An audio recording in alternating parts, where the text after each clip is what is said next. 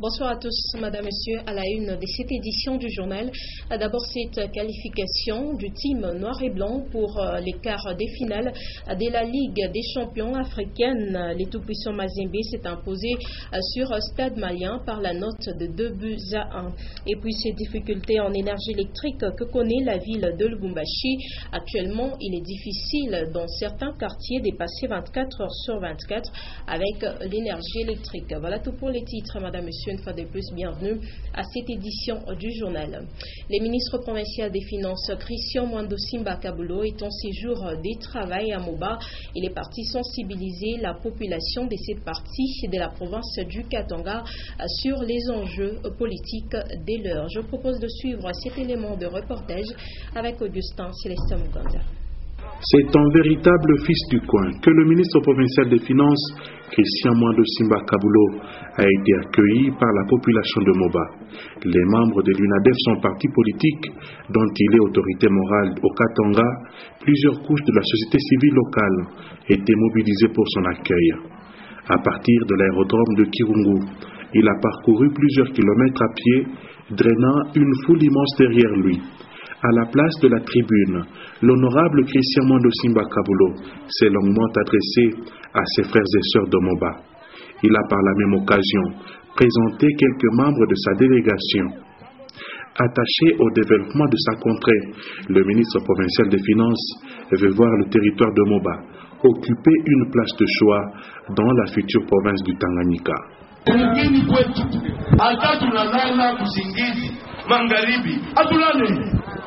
Jo mambo atulale juu kama huku kwetu atulale watu wa nguvu, atulale watu wa akili, atulale watu wa responsable mukini inakufa. Après Kirungu, l'argentier du Katanga a poursuivi son bain de foule à Mobaport. Il a fait du porte-à-porte pour saluer ses concitoyens. Un moment de communion avec ceux qui croient déjà en lui comme l'un des meneurs de la future province du Tanganyika. Et je vous rappelle que c'est hier que le gouverneur de la province du Katanga, Moïse Katumbi Chapwe, a inspecté la voirie urbaine de la ville montagneuse de Likasi. Il faut déjà savoir que près de 70 km des routes sont déjà réhabilitées. Une visite de travail que la population a transformée en triomphe. Retour sur cet événement avec Nono Landou et Stéphane Chissot. La ville de Likasi, à 120 km de Lubumbashi, s'est vue drapée d'une rare électricité ce samedi 2 mai 2015, alors que le gouverneur Moïse Katumbi Chapwe y effectuait une visite de travail. Lui qui n'avait prévu qu'une simple visite des chantiers routiers a été surpris par l'accueil phénoménal lui réservé par ses administrés de cette partie de la province qui, pour tout dire, ont démontré qu'ils avaient effectivement soif de lui. Namwombea buzima buendelee mpaka abambe mkombo njoo hapa sasa, kingaliki tuli mzima, tunamwombea buzima kwa Mungu. Les habitants de Likasi ont transformé une simple visite de chantier en un gigantesque festival populaire, se déversant comme un tsunami humain sur toutes les artères de la ville. Un véritable hold-up populaire qui a obligé le popularissime gouverneur du Katanga, l'énigmatique Katumbi, à improviser une adresse.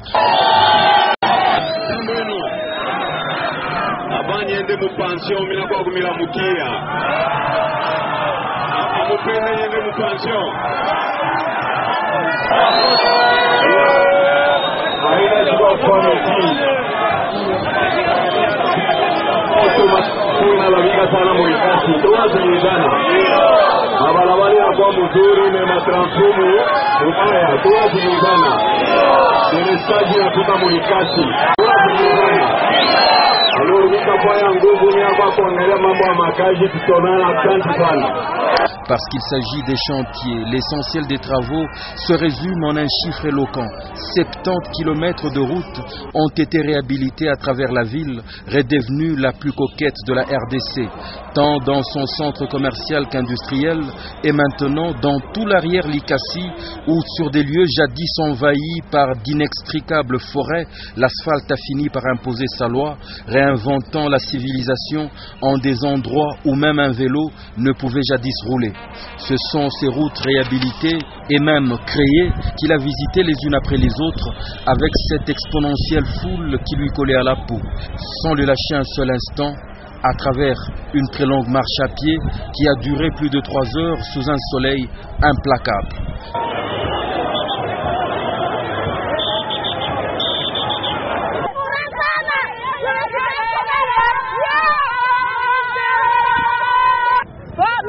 Mungu ambariki, ampatie nguvu baba. Ni mama Martina ikikubwe, Mungu ambariki tu. Tunampenda sana Moise, tunampenda sana. Mungu ambariki, amuongezee maisha, apate kumsaidia kwa hivyo akumbuka watoto watano. Mungu aendelee kumchunga kwa binene mpaka pia kwa endelea kufanya. Furaha kufa mtu hapa, hakuna namna. Hapa anapona ni wetu, tunampokelea tatu tutamstenir papa.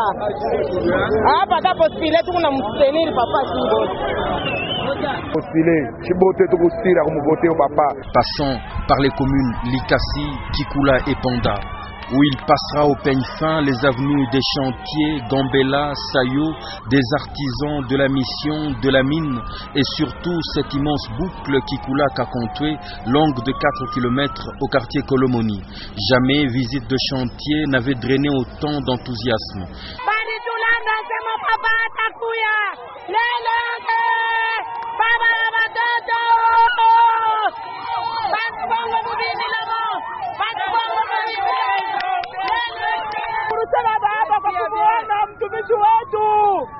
Mungu amujalie bushima baba yangu aishi milele. Kazi na hii mwaka tutamuvote Moise.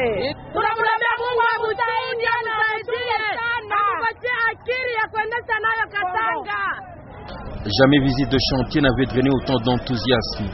À Likasi, l'honorable Moïse Katumbi Chapwe battait ainsi son propre record et refaisait une démonstration simple que le quotient de sa popularité était directement proportionnel à sa durée aux affaires. Les sociologues devraient admettre que ceci est une très rare exception en politique. L'occasion faisant le larron, le président du tout-puissant Mazembe visitera les ateliers de l'artiste Ferdinand Kakompe qui vient d'immortaliser le tout-puissant Mazembe à travers une œuvre saisissante. Dans l'entretemps, les chaleureuses rues de Likasi ont mis un temps fou pour refouler le monde qui les avait pris d'assaut.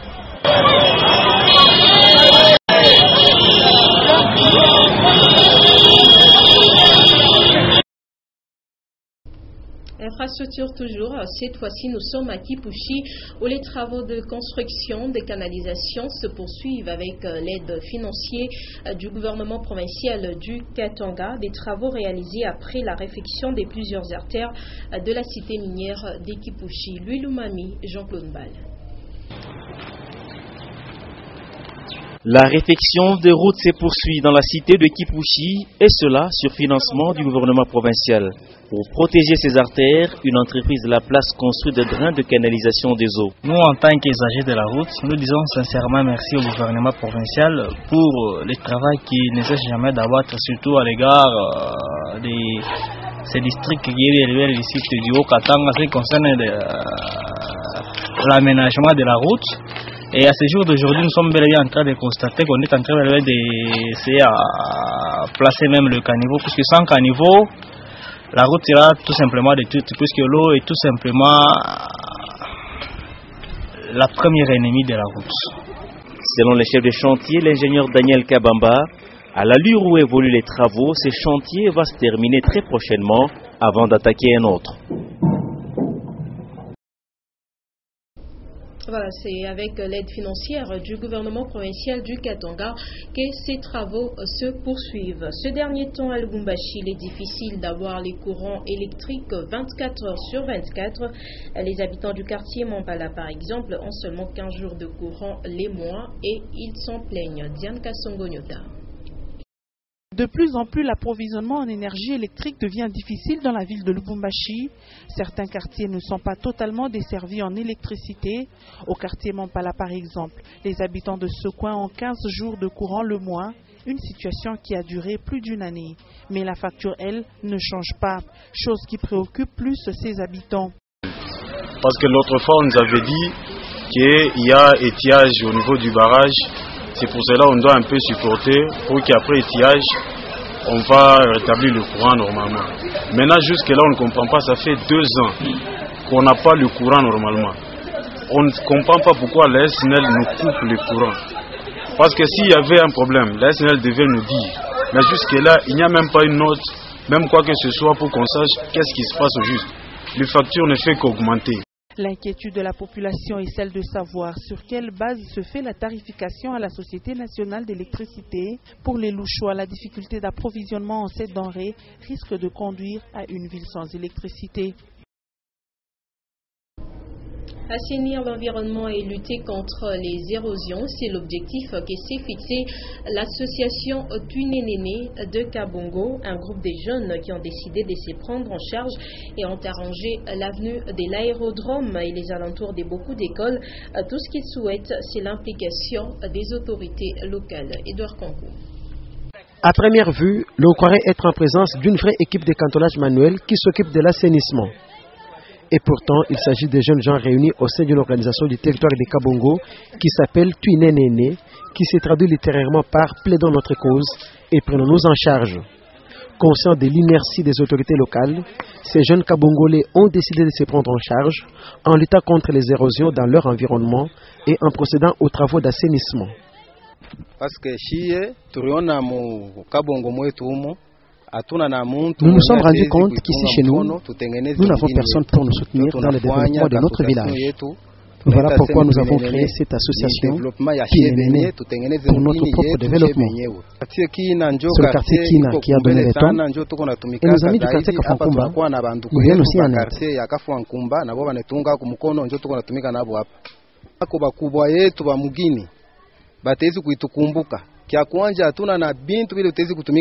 aide. Njo tunaona aseme muiki nibo batezi kuitunga kumukono banetutafutia ko vile bintu ya makazi na hapa tuko natumika nao yuko natumika abana ataka moyen asa ile njo tunaomba kwa bakubwa nabo banetukumbuka ako. C'est dans cette perspective que les responsables de quelques écoles de Kabongo ont libéré et envoyé leurs élèves prêter main forte à l'équipe avec les mêmes travaux d'assainissement. Question de rendre leur environnement immédiat sain et salubre. Et on va parler éducation. Vous le savez, la République démocratique du Congo a comme langue officielle les français, qui est également une langue d'instruction. Mais la non-maîtrise de cette langue peut constituer un frein dans la transmission et même la compréhension de la matière. Doudou Mij, Diane Kassongo-Nyotan. En République démocratique du Congo, dans l'enseignement, la langue est un outil indispensable pour une bonne transmission et compréhension de la matière. La langue même de transmission pose de très très sérieux problèmes. Comment voulez-vous un enfant qui parle, par exemple, qui raisonne, qui parle Swahili, et sa langue de transmission de connaissances, c'est le français. Le premier facteur à la base de la baisse du niveau des enfants au Congo, c'est l'absence du programme de l'enseignement. Le Congo n'a pas un programme authentique propre au Congo pour former les enfants congolais capables de batailler de manière concurrentielle avec les enfants des autres pays. Les apprenants qui ne maîtrisent pas la langue de l'enseignement éprouvent beaucoup de difficultés. Dès le premier moment, quand je l'ai mis à l'école, l'enfant me revient avec beaucoup de mots en swahili. Alors je me demande, elle apprend en quelle langue? Et ses collègues qui lui font parler en swahili ou bien c'est la maîtresse, ça c'est la question que je me pose. À ces facteurs, il faut ajouter le manque d'un personnel qualifié, le maigre salaire et les mauvaises conditions de travail.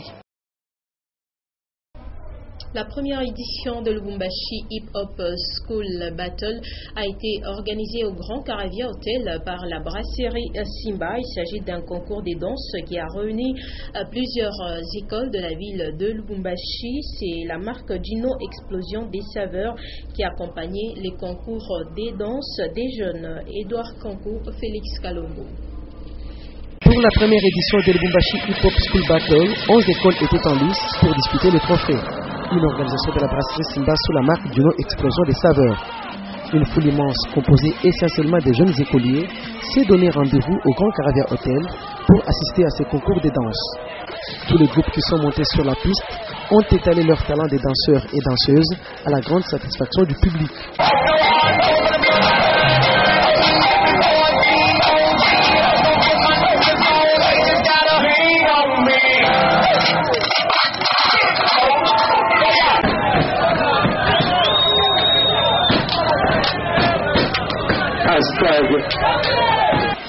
Le vote par acclamation du public, couplé au jugement du jury, étaient là les règles du jeu pour départager les groupes.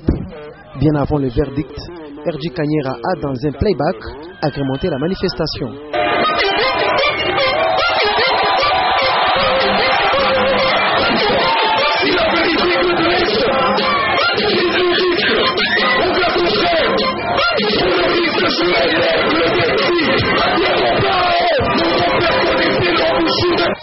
À l'annonce des résultats, l'Institut Salama prend la 3e place, les filles du complexe scolaire Kiléché 2e et la première place a été arrachée par les filles de Tesson. Rendez-vous à la 2e édition de Lubumbashi Hip Hop School Battle. En religion, plusieurs manifestations, campagnes d'évangélisation, séminaires, etc. sont organisées par différentes églises à travers la ville de Lubumbashi. Pour les organisateurs, l'objectif primordial est celui d'amener les âmes à Christ. Ben Kaimbe, Lumière Moussao. Édifier les fidèles afin de les amener à la conversion. Tel est l'objectif de certains événements qu'organisent les églises. L'Église, dans sa mission première, l'Église a la mission d'évangéliser et de parler de Jésus-Christ partout, afin que plusieurs personnes soient sauvées, qu'ils viennent à Jésus qui est le seul chemin, la vérité et la vie. Ces campagnes d'évangélisation et séminaires prennent parfois plus de 2 heures et drainent du monde. Ainsi, le résultat attendu par les organisateurs se traduit par le fait de gagner les âmes au Christ. Appelé à évangéliser, amener les gens vers Dieu pour que ces gens-là ne puissent pas un jour connaître la guerre, parce qu'il n'y a que 2 places qui sont préparées. Pour ceux-là qui croient en Jésus-Christ et qui l'acceptent comme Seigneur et Sauveur, ils doivent être informés de cela. Ils iront vivre avec Jésus-Christ. Mais ceux-là qui ne le reçoivent pas, ceux qui ne le connaissent pas, et lors de leur départ, lorsqu'ils quitteront ce monde des hommes, ils vivront en enfer. Pour cet homme de Dieu, l'évangile est gratuit, mais l'évangélisation exige des moyens financiers. Et en sport, le tout-puissant Mazembe Anglebert vient de se qualifier en quart des finales pour la Ligue des champions africaine. 2-1. C'est le score final de la rencontre qui a opposé les teams noirs et blancs au stade malien de Bamako. Kassoussoula et Roger Assalé sont les buteurs du côté Mazembe à la 21e et 67e minute. Et du côté de l'équipe de Bamako, l'unique but était l'œuvre de Diabaté à la 63e minute.